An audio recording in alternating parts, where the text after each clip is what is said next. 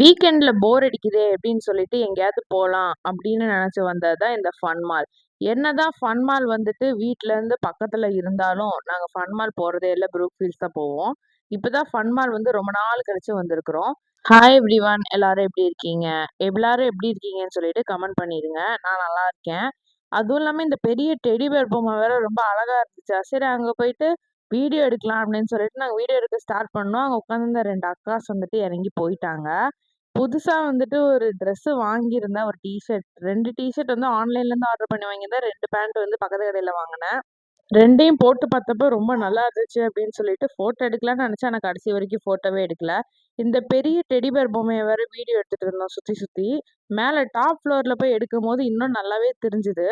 Play area வந்துட்டு புதுசா இப்பதான் போய் பார்க்குறோம். என் பையன் வந்து விடவே இல்ல. உள்ள போயே ஆகணும்னு சொல்லிட்டு உள்ள போயிட்டான். அங்கேயும் சுத்தி பார்த்தோம். இது ஓப்பன் பண்ணி பல நாள் ஆச்சு. ஆனா நாங்க இப்பதான் புதுசா பார்க்குறோம்.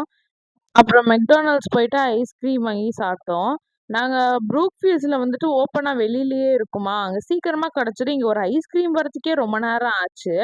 அதுக்கப்புறம் அங்கேருந்து முடிச்சுட்டு சரி இது சரிப்பட்டு வராதுப்பான்னு சொல்லிட்டு பார்க்குக்கு போயிட்டோம், சாந்திஸ். அங்க போயிட்டு அங்க விளாண்டுட்டு இருந்தான். அவன் எப்பவும் போல அடம் பிடிப்பான், வரவே மாட்டேன் அப்படின்னு சொல்லிட்டு இந்த டைமும் அப்படிதான் பண்ணான்.